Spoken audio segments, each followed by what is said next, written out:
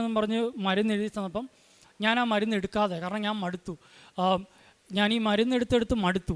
എനിക്ക് ഓരോ ദിവസവും ഞാൻ പറഞ്ഞില്ല, ഞാനൊരു പബ്ലിക് സ്പേസിൽ വർക്ക് ചെയ്യുന്ന ആളാണ്.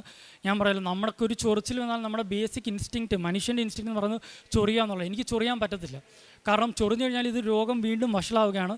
മരുന്നെടുത്തെടുത്ത് ഞാൻ മടുത്തു. പോകാവുന്ന ഡോക്ടേഴ്സിൻ്റെ എല്ലാം മടുത്തുപോയി. ആർക്കും ഇതിന് ഡെഫിനറ്റ് ആയിട്ടുള്ള ഒരു കൺസൾട്ടേഷനോ ഒരു പ്രോഗ്നോസിസോ ഇല്ല, ഒരു മരുന്നുമില്ല. അപ്പോഴാണ് ഞാൻ ഓർത്തത്, ഞാൻ 2023 ഉടമ്പടി എടുത്തിട്ട് ഞാൻ പിന്നെ അത് പുതുക്കിയിട്ടില്ല. ലോർഡ്, എൻ്റെ പേര് ജോസഫ് ഇമ്മാനുവൽ. ഞാൻ ബാംഗ്ലൂരിൽ നിന്നാണ് വരുന്നത്. ഈ സാക്ഷ്യം പറയാൻ എനിക്ക് ഈ അവസരം നൽകിയ കൃപാസനം അമ്മയ്ക്കും ഈശോയ്ക്കും ഒത്തിരി നന്ദി പറയുന്നു. ഞാൻ 2023 ആദ്യമായിട്ട് ഇവിടെ വന്ന് ഉടമ്പടി എടുത്തിരുന്നത്. അതിനുശേഷം ഞാൻ പുതുക്കിയിട്ടുമൊന്നുമില്ലായിരുന്നു. 2023 മുതൽ എനിക്ക് വളരെ വിചിത്രമായിട്ടുള്ളൊരു രോഗം പിടിപെട്ടു. അതായത് എൻ്റെ ഏനിയൽ ഏരിയയിൽ എനിക്ക് ഭയങ്കരമായിട്ടുള്ള ഇച്ചിങ് സ്റ്റാർട്ടായി. ഇതെന്താണെന്ന് ഡയഗ്നോസ് ചെയ്യാൻ ആദ്യം ഞാൻ യൂഷ്വലി നമ്മുടെ ഈ ഇൻറ്റസ്റ്റൈൻ, ഈ റെക്ടം, ഏനിയൽ ഏരിയ ഒക്കെ കൺസൾട്ട് ചെയ്യുന്ന പ്രോക്ടോളജിസ്റ്റ് എന്ന് പറയുന്ന ഡോക്ടേഴ്സിനെയാണ്.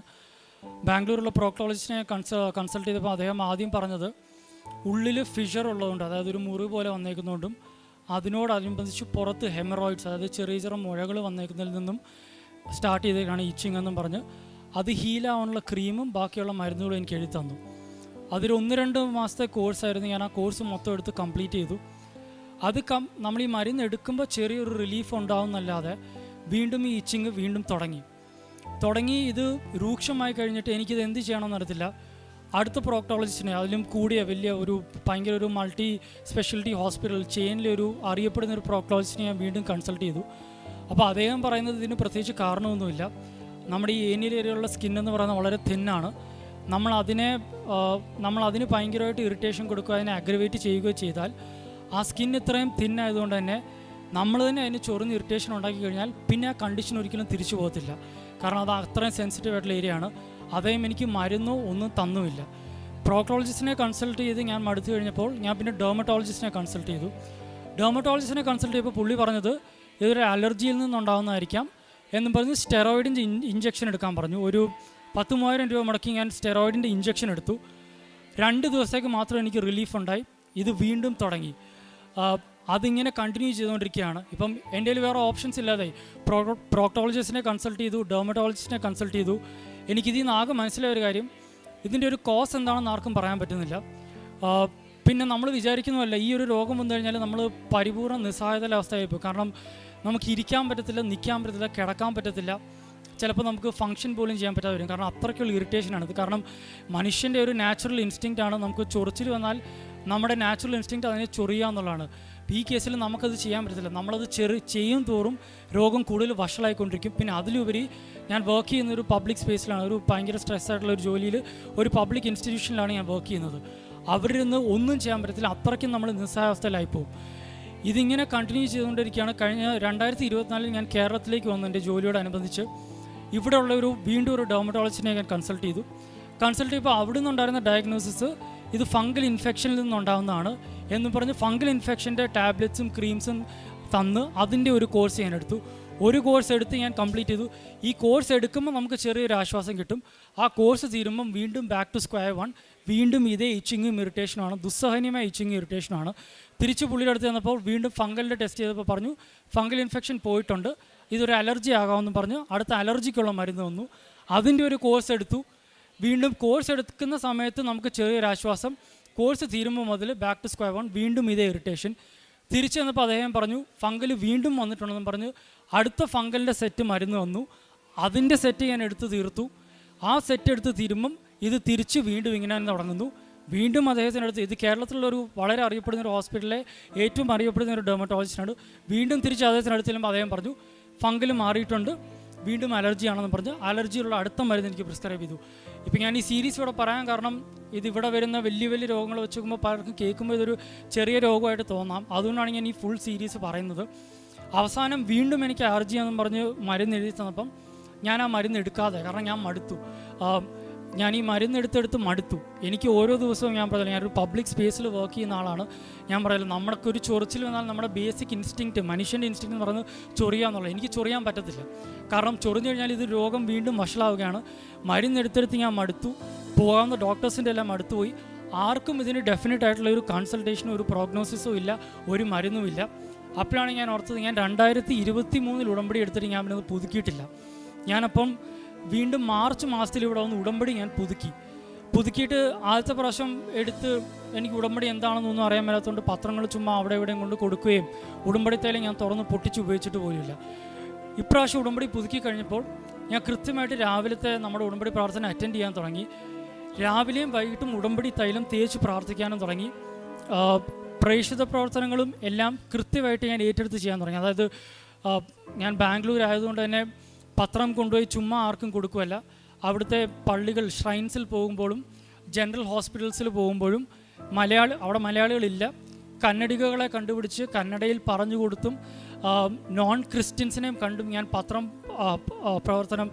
പ്രേക്ഷിത പ്രവർത്തനം ചെയ്ത് അവർക്ക് പത്രം കൊടുക്കാൻ തുടങ്ങി. ഒറ്റ പത്രം പോലും ചുമ്മാ കൊണ്ടുപോയി കൊടുത്തിട്ട് കാരണം ഞാൻ പലയിടത്തും കാണുന്നുണ്ടായിരുന്നു. കേരളത്തിൽ ഞാൻ വന്ന സമയത്തെല്ലാം ഞാൻ കാണുന്നുണ്ട്, പത്രങ്ങൾ വെറുതെ കൊണ്ടുപോയി ഇങ്ങനെ ബസ് സ്റ്റാൻഡിലൊക്കെ ആൾക്കാർക്ക് കൊടുത്തിട്ട് പോകുന്നു.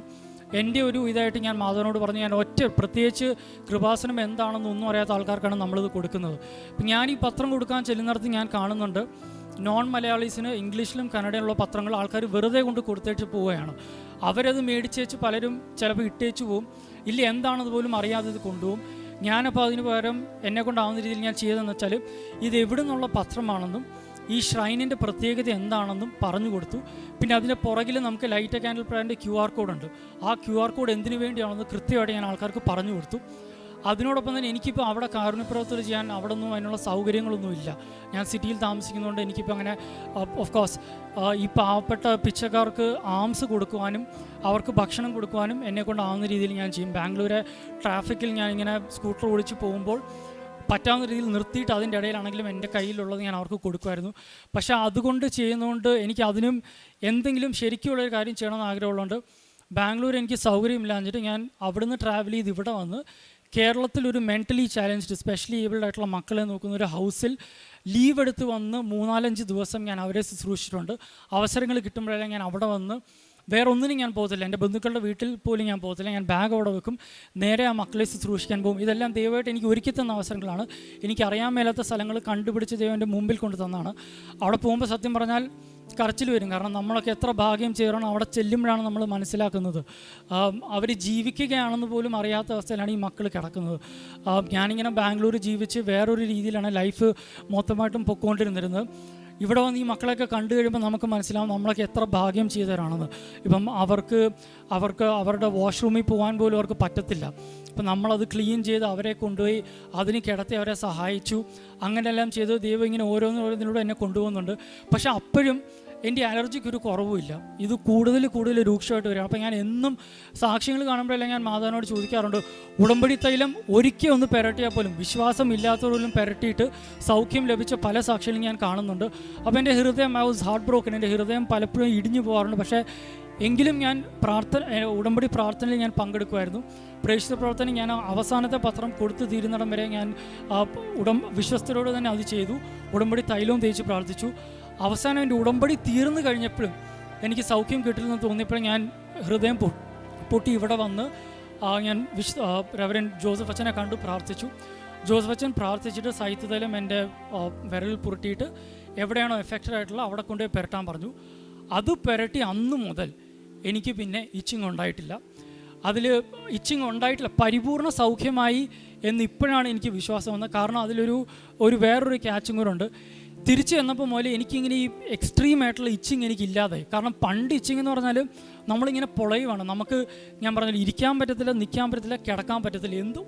പിന്നെ ചില സമയം ഞാൻ ചെയ്യുന്ന ജോലിയിൽ നമുക്ക് ഫങ്ഷൻ ചെയ്യാൻ പറ്റാതെ വരും. കാരണം ഞാൻ പറഞ്ഞാൽ നമുക്ക് ഇപ്പോൾ നമ്മളൊരു കൊതുക് കടിച്ചു ഇല്ല എന്തെങ്കിലും ഒരു ഇച്ചിങ് വന്നാൽ മനുഷ്യരെന്ന രീതിയിൽ നമ്മുടെ ഇൻസ്റ്റിങ്ക്റ്റ് അത് ചൊറിയാന്നുള്ളത്. എനിക്കിതിവിടെ ചൊറിയാൻ പറ്റത്തില്ല, അതിനുള്ള സാഹചര്യം എനിക്കില്ല. ചൊറിഞ്ഞു കഴിഞ്ഞാൽ ഇത് കൂടുതലും വഷളാവും. തിരിച്ച് അച്ഛൻ്റെ ബ്ലെസ്സിങ്ങും പ്രയറും കഴിഞ്ഞ് ഞാൻ പോയി കഴിഞ്ഞപ്പോൾ എൻ്റെ ആ എക്സ്ട്രീം ആയിട്ടുള്ള ഇച്ചിങ്ങിൻ്റെ ആ ഒരു ഇൻക്ലിനേഷൻ എനിക്ക് മാറിക്കിട്ടി. പക്ഷേ ഇടയ്ക്കിടയ്ക്ക് എനിക്കിങ്ങനെ ചെറിയ ട്രിഗേഴ്സ് ഉണ്ടാവാറുണ്ട്. അപ്പോൾ ഞാനത് വെച്ചിങ്ങനെ പോകുമായിരുന്നു. ഞാനിങ്ങനെ കുഴപ്പമില്ല പൊക്കോട്ടെ എന്നുള്ള രീതിയിൽ ഞാൻ പോകുമായിരുന്നു.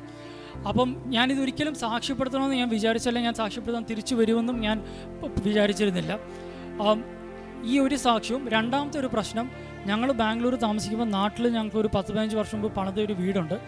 അതൊരു ടൂറിസ്റ്റ് ഏരിയയിലുള്ള ഒരു വീടാണ്, ഞങ്ങളവിടെ താമസിച്ചിട്ടില്ല. ഞങ്ങളുടെ ഒരു നെയ്ബറിങ് പ്രോപ്പർട്ടി എന്ന് പറയുന്നത് ഭയങ്കര ഹൈറ്റിൽ പണിതേക്കുന്ന, ഞങ്ങൾക്ക് വേണ്ടി തന്നെ പണ്ട് ജോലി ചെയ്തിരുന്നുകൊണ്ടിരുന്ന കുറച്ച് ആൾക്കാരുടെയാണ്. അവരുടെ അവിടെ വരുന്ന പലരും പല രീതിയിലുള്ള പല തരം താഴ്ന്നവരും എല്ലാം വന്ന് താമസിക്കാറുണ്ട്. അവിടുന്ന് കോൺസ്റ്റൻ്റായിട്ട് വേസ്റ്റ് ഇങ്ങോട്ട് നിക്ഷേപിച്ചുകൊണ്ടിരിക്കുകയാണ്. പല രീതിയിൽ സംസാരിച്ച് നോക്കി അവരോട് പറഞ്ഞു അതിനുള്ള എന്തെങ്കിലും ഒരു ഇത് നിങ്ങൾ ചെയ്യണം, അവിടെ ബാൽക്കണിയിൽ നെറ്റ് അടിക്കണം, കാരണം അവിടെ ഒന്നും ഒരു തടസ്സവുമില്ലാത്തതുകൊണ്ട് വേസ്റ്റ് നിക്ഷേപിക്കുകയാണെന്ന് പറഞ്ഞു. പക്ഷെ നമുക്ക് ഡീൽ ചെയ്യാൻ പറ്റുന്ന ആൾക്കാരല്ല, വളരെ എന്താ പറയുക, തരം താഴ്ന്ന രീതിയിൽ അസഭ്യം സംസാരിക്കുക, നമ്മളെ തരം താഴ്ത്തി സംസാരിക്കുക. എൻ്റെ ഫാദർ ഒരു ബാങ്കിൽ നിന്ന് റിട്ടയർ ചെയ്ത ഒരു AGM ആണ്, അദ്ദേഹമാണ് ഇവരുമായിട്ട് ഡീൽ ചെയ്തുകൊണ്ടിരിക്കുന്നത്. നമുക്ക് സംസാരിക്കാൻ പറ്റുന്ന വന്നപ്പോൾ നമ്മൾ പഞ്ചായത്തിൽ കൊണ്ട് പരാതി കൊടുത്തു, ഒരു നടപടിയും ഉണ്ടായില്ല.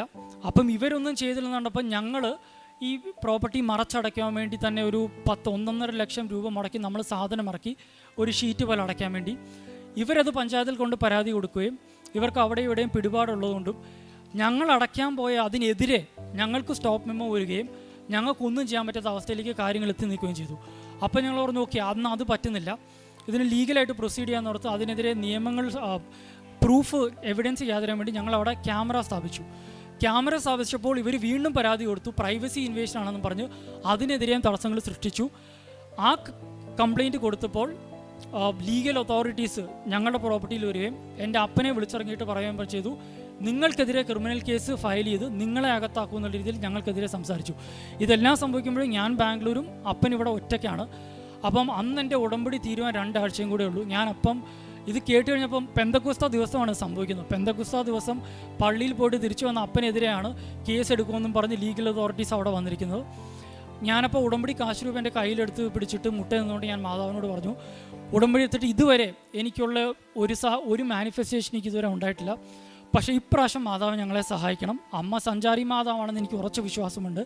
ഇപ്പോൾ എൻ്റെ അപ്പൻ്റെ അടുക്കിലേക്ക് അമ്മ കടഞ്ഞു ചെന്നുകൊണ്ട് ഇതിനൊരു പരിഹാരം, ഫേവറബിൾ ആയിട്ടുള്ളൊരു ഔട്ട്കം ഞങ്ങൾക്ക് ചെയ്തു തരണമെന്ന് ഞാൻ അവിടെ കരഞ്ഞ് മുട്ടേ നിന്നുകൊണ്ട് മാതാവിനോട് പറഞ്ഞു. അതിനിപ്പോൾ സംഭവിച്ചതെന്ന് വെച്ചാൽ ഞങ്ങൾക്കെതിരെ കേസെടുക്കുമെന്ന് പറഞ്ഞ അതേ ലീഗൽ റെപ്രസെൻറ്റേറ്റീവ് ഈ ഞങ്ങൾക്കെതിരെ ദ്രോഹം ചെയ്തുകൊണ്ടിരിക്കുന്ന അവരോട് പറഞ്ഞു, നിങ്ങളവിടെ നെറ്റ് അടിച്ചേ മതിയാവൂ, നിങ്ങൾ നെറ്റ് അടിച്ചു കഴിഞ്ഞാൽ ഇവരുടെ ഒരു ക്യാമറയോ വല്ലതും മാറ്റിവെക്കുന്ന കാര്യത്തിൽ തീരുമാനിക്കാമെന്ന് പറഞ്ഞപ്പോൾ കൊക്കിൽ ജീവനുള്ളിടത്തോളം പോലും നെറ്റ് അടിക്കത്തില്ല എന്ന് പറഞ്ഞ് ഞങ്ങളെ അധിക്ഷേപിച്ച് ഞങ്ങൾക്കെതിരെ പ്രവർത്തിച്ചുകൊണ്ടിരുന്ന ഇവർ ഇപ്പോൾ അവിടെ നെറ്റ് അടിച്ചിട്ടുണ്ട്. ഞങ്ങളുടെ ഒരു ക്യാമറ മാത്രമേ ഞങ്ങൾ എടുത്ത് മാറ്റിയിട്ടുമുള്ളൂ, ബാക്കി ഒരു ക്യാമറ ഇപ്പോഴും അവിടെ തന്നെ വെച്ചിട്ടുമുണ്ട്. അങ്ങനെ എൻ്റെ ഉടമ്പടികളിൽ ഞാൻ മാതാവിനോടത് പറഞ്ഞ സമയത്ത് സംഭവിച്ചതിലൂടെ ഇപ്പം അവിടെ ഒരു സമാധാനത്തിൻ്റെ അന്തരീക്ഷമുണ്ട്. ഈ 2 സാക്ഷ്യങ്ങൾ എനിക്ക് ഉണ്ടായിട്ടും ഞാൻ തിരിച്ച് ബാംഗ്ലൂർക്ക് പോയപ്പോൾ ഞാനിത് സാക്ഷ്യപ്പെടുത്തത്തില്ല എന്നുള്ള രീതിയിലാണ് ഞാൻ പൊയ്ക്കൊണ്ടിരുന്നത്. അതിൻ്റെ കാരണം എന്താണെന്ന് വെച്ചാൽ, ഞാൻ എൻ്റെ ഉടമ്പടി ആദ്യം പുതുക്കിയപ്പോഴും ഞാൻ വെച്ചിരുന്ന ഏറ്റവും വലിയ എൻ്റെ ഒരു നിയോഗം എന്ന് പറയുന്നത്, ഞാൻ ചെയ്യുന്ന ജോലി എക്സ്ട്രീംലി സ്ട്രെസ്ഫുള്ളാണ്. ഭയങ്കര സ്ട്രെസ് എന്ന് പറഞ്ഞാൽ നമുക്ക് ഉറക്കം വരത്തില്ല, നമുക്ക് ചിലപ്പം ഒരു ദിവസം രാവിലെ തുടങ്ങിയാൽ നമുക്ക് വൈകുന്നേരം ഒന്ന് വെള്ളം പോലും കുടിക്കാൻ പറ്റാത്ത അവസ്ഥയിലൂടെയാണ് കടന്നു പോകുന്നത്. അപ്പോൾ ആ പ്രശ്നത്തിനൊരു സൊല്യൂഷൻ വരണമെങ്കിൽ മനുഷ്യർ ഇടപെട്ടാൽ ഒന്നും ചെയ്യാൻ പറ്റത്തില്ല. കാരണം എൻ്റെ ഫാദർ ഓൾറെഡി ഇടപെട്ട് റെക്കമെൻഡേഷൻ മേടിച്ച്, അതായത് നമ്മൾ ഇവിടെ കേൾക്കുന്ന ഓരോ സാക്ഷ്യത്തിൻ്റെ നേരെ ഓപ്പോസിറ്റ് ഞാൻ ഓൾറെഡി ചെയ്തിട്ടുണ്ട്. അതായത് ബൈ മെറിറ്റ് ഞാൻ ഓൾറെഡി അവിടെ ഒരു റെക്കമെൻഡേഷൻ വെച്ച് ഞാനൊരു കാര്യം സാധിച്ചെടുത്തിരുന്നു. അത് കഴിഞ്ഞപ്പോഴാണ് ഞാൻ ഈ നിസ്സായാവസ്ഥയിലെത്തിയത്. അതുകൊണ്ട് ഇപ്പോൾ എനിക്കിനി മനുഷ്യരുടെ ഇടപെടലിലൂടെ ഒന്നും ചെയ്യാൻ പറ്റത്തില്ല. അതുകൊണ്ട് തന്നെ ഞാൻ നിയോഗത്തിൽ എഴുതി വെച്ചിരുന്നു, എൻ്റെ ആ ജോലിയിലെ പ്രശ്നത്തിനൊരു സൊല്യൂഷൻ തന്നു കഴിഞ്ഞാൽ അത് തീർച്ചയായും not by merit and only by grace എന്നുള്ളൊരു സാക്ഷ്യമായിട്ട് എനിക്കതിവിടെ വന്ന് വിളിച്ച് പറയാൻ പറ്റും. അതായിരുന്നു എൻ്റെ മെയിൻ നിയോഗം. പക്ഷെ ആ നിയോഗം ഞാൻ ഡേറ്റ് ഇട്ട് പ്രാർത്ഥിച്ചിട്ടും എൻ്റെ ആദ്യത്തെ ഉടമ്പടി പുതുക്കിയിട്ട് എനിക്ക് സാധിച്ച് കിട്ടിയില്ലായിരുന്നു. അതുകൊണ്ട് തന്നെ എൻ്റെ ഈ ഇച്ചിങ്ങിൻ്റെ സൗഖ്യവും ഞങ്ങളുടെ സ്ഥലത്തെ പ്രശ്നത്തിൻ്റെ ഇതിൽ സൊല്യൂഷൻ വന്നിട്ടും ഞാനിവിടെ വന്ന് സാക്ഷ്യപ്പെടുത്താൻ മടിച്ച് നിൽക്കുകയായിരുന്നു. അതുകൊണ്ട് തന്നെ ഞാൻ ഇവിടുന്ന് എൻ്റെ ഇച്ചിങ്ങിൻ്റെ സൗഖ്യം കിട്ടി ഞാൻ തിരിച്ചു പോയിട്ടും എനിക്ക് ഇടയ്ക്കിടയ്ക്ക് ഇങ്ങനെ ട്രിഗേഴ്സ് ഉണ്ടാവാറുണ്ട്. അപ്പോൾ എനിക്ക് തന്നെ തോന്നാറുണ്ട് ദൈവം എന്നെ ഓർമ്മിപ്പിക്കുന്നതാണ്, അല്ലെ എൻ്റെ വിശ്വാസം വർദ്ധിപ്പിക്കാൻ വേണ്ടി മാതാവ് തന്നെ ഓർമ്മിപ്പിക്കുകയാണ് എനിക്ക് തോന്നിയിട്ടും ഞാൻ ഇവിടെ വന്ന് സാക്ഷ്യപ്പെടുത്താൻ മടിച്ച് നിൽക്കുകയായിരുന്നു. അപ്പോഴാണ് ഡെയിലി ബ്രെഡ് ടോക്കിൽ ജോസഫ് അച്ഛൻ്റെ ഒരു 21 മിനിറ്റുള്ള ആ ടോക്കിൽ അച്ഛൻ പറയുന്നുണ്ട്, നിങ്ങൾ അനുഗ്രഹങ്ങൾ കിട്ടിയിട്ട് അത് സാക്ഷ്യപ്പെടുത്താതിരുന്ന് കഴിഞ്ഞാൽ, അച്ഛൻ അതിന് ഉപയോഗിച്ച അനാലജി അല്ലെങ്കിൽ ഒരു എക്സാമ്പിൾ ഇതായിരുന്നു, നിങ്ങളിപ്പോൾ ഒരു ലോണിൽ അപ്ലൈ ചെയ്തിട്ട് നിങ്ങൾക്ക് ചിലപ്പോൾ ലോണിന് അപ്രൂവൽ കിട്ടാതെ വരും, കാരണം നിങ്ങളുടെ സിബിൽ സ്കോർ ലോ ആയിരിക്കും. അതുപോലെ തന്നെയാണ് നിങ്ങൾ ഉടമ്പടി എടുത്തിട്ട് സാക്ഷ്യം പറയാതിരുന്നു കഴിഞ്ഞാൽ വീണ്ടും നിങ്ങൾ എന്തെങ്കിലും ഒരു ആവശ്യത്തിന് വരുമ്പോൾ അതിൽ ദൈവത്തിൻ്റെ കൃപ വരായിരിക്കും. ഞാൻ ആ ടോക്ക് കണ്ട അന്ന് തന്നെ ഞാൻ തീരുമാനിച്ചു, എനിക്ക് കിട്ടിയ അനുഭവങ്ങൾ എത്ര ചെറുതാണെങ്കിലും വലുതാണെങ്കിലും അത് പരിപൂർണമായിട്ട് ഇവിടെ വന്ന് അമ്മ മാതാവിൻ്റെ പ്രത്യക്ഷീകരണത്തിൻ്റെ മഹത്വത്തിനായും യേശുക്രിസ്തുവിൻ്റെ നാമത്തിൻ്റെ മഹത്വത്തിനായും ഞാനത് ഇവിടെ വന്ന് വിളിച്ചു പറയുന്നുള്ളൂ. പ്രത്യേകിച്ച് ഇങ്ങനെ ഒരു സെൻസിറ്റീവ് ആയിട്ടുള്ള ഒരു ഇഷ്യൂ ആയിരുന്നതുകൊണ്ട് തന്നെ ഒത്തിരി ആപ്രിയൻഷൻസ് ഉണ്ടായിരുന്നു. എൻ്റെ കുടുംബത്തിലുള്ളവർക്ക് ആപ്രിയൻഷൻസ് ഉണ്ടായിരുന്നു, എനിക്ക് തന്നെ മടിയുണ്ടായിരുന്നു. പക്ഷേ ആ ടോക്ക് കണ്ട് അന്ന് ഞാൻ തീരുമാനിച്ചു, എൻ്റെ ഒരു ചെറിയ സാക്ഷ്യമായാലും വലിയ സാക്ഷ്യമായാലും ഇവിടെ വന്ന് അമ്മ മാതാവിൻ്റെ പ്രത്യക്ഷീകരണത്തിനെ മഹത്വപ്പെടുത്തുന്നതിന് വേണ്ടിയും യേശുക്രിസ്തുവിൻ്റെ നാമം വിളിച്ചു പറയുന്നതിന് വേണ്ടിയും ഞാനത് ഇവിടെ വന്ന് സാക്ഷ്യം പറയുന്നു. കാരണം ഞാൻ എൻ്റെ ഉള്ളിൽ ഉറച്ചുണ്ടായിരുന്ന വിശ്വാസം ഞാൻ അങ്ങനെ സാക്ഷ്യപ്പെടുത്തി കഴിയുമ്പോൾ എനിക്ക് കിട്ടിയ സൗഖ്യം പൂർണ്ണമാകുമെന്നും ഞാൻ എൻ്റെ ഉടമ്പടിയിൽ എഴുതിയിട്ടിരുന്ന എൻ്റെ ജോലിയോടനുബന്ധിച്ചുള്ള മെയിൻ നിയോഗം ഇതിവിടെ കേട്ടുകൊണ്ടിരിക്കുന്ന അമ്മ മാതാവ് എനിക്ക് ചെയ്തു തരും എന്നുള്ള ഉറച്ച വിശ്വാസം എനിക്കിപ്പോൾ ഉള്ളിലുണ്ടായി. അതിൻ്റെ ഫലമായിട്ടാണ് ഞാനിതിവിടെ ആയിരിക്കുന്നതും എൻ്റെ ഈ സാക്ഷ്യം ലോകം മുമ്പിൽ വിളിച്ചു പറയുന്നതും.